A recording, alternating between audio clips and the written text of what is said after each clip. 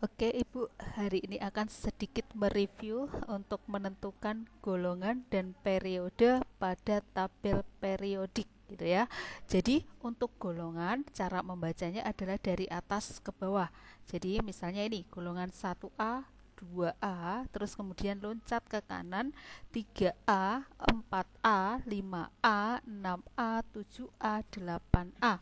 Dan periode itu kita bacanya dari arah kiri ke kanan. Berarti kalau ini mulai dari sini, periode 1 sampai pojok sana, periode 2, 3, 4, 5, 6, 7 ya. Untuk menentukan golongan sama periode, kita akan mengenal blok terlebih dahulu ya. Jadi, untuk yang sisi sini, ini ya yang Ibu lingkari di sini, ini adalah blok S ya, blok S. Jadi kita tuliskan di sini dulu ya supaya ini blok S ya. Terus kemudian kita akan beralih ke sini dulu. Jadi ini ada agak sedikit ke dalam, kita lompati dulu. Kita mulai dari 3A. Ini ya, 3A. Di sini itu adalah blok P. Kita tulis sini blok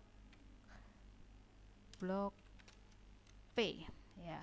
Terus kemudian bagian yang ada di tengah dan agak ke dalam ini itu adalah blok D ya. Ibu kasih warna yang lain, ini itu adalah blok D.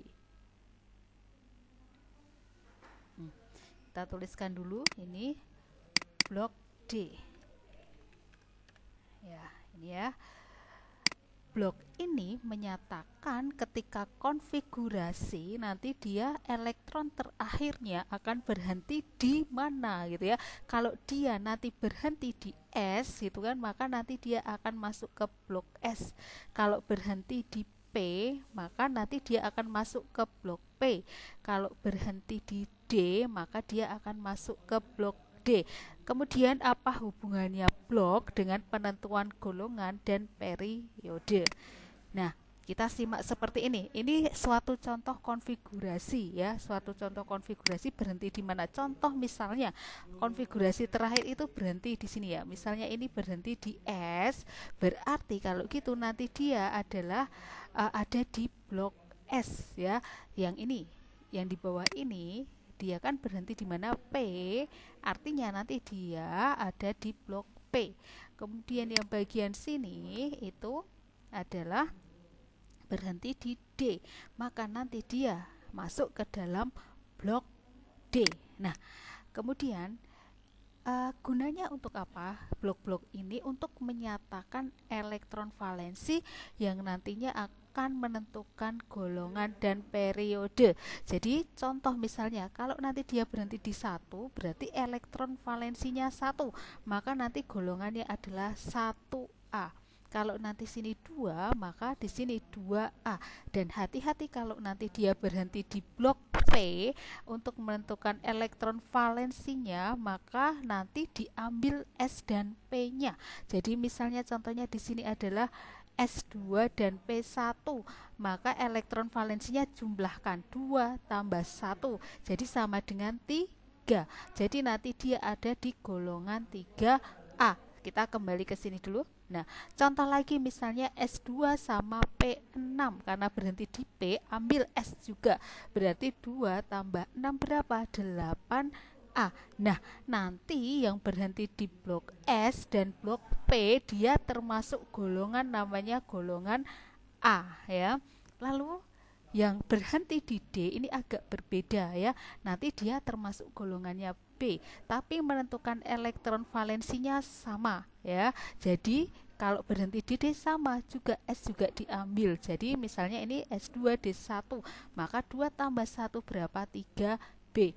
Misalnya ini 2 tambah 5 sama dengan 7B. Dan ada catatan khusus di dalam orbital D.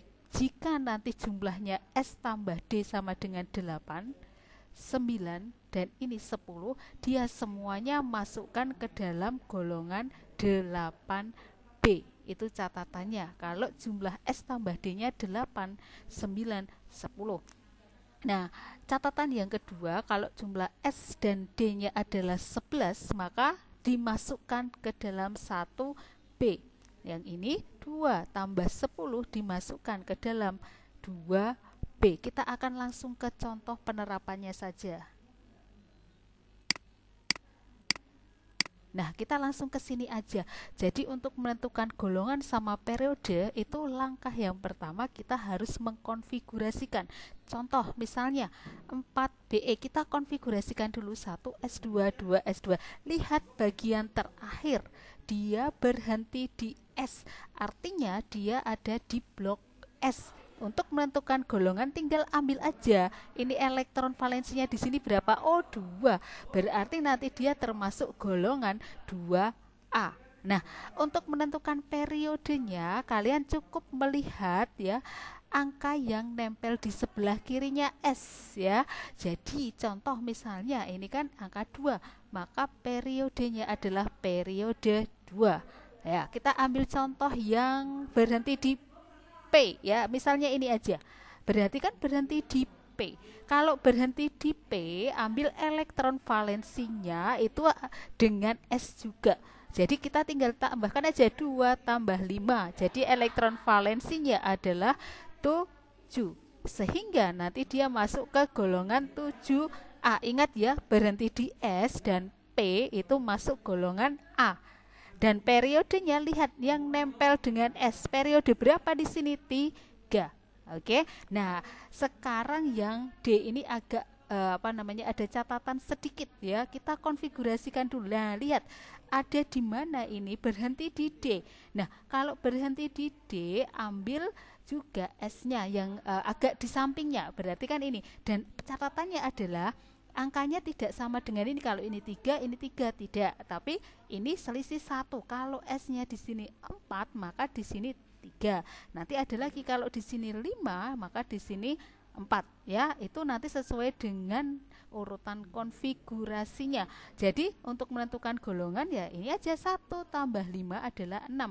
Ingat berhenti di D itu masuk golongan B. Sehingga golongannya adalah 6B.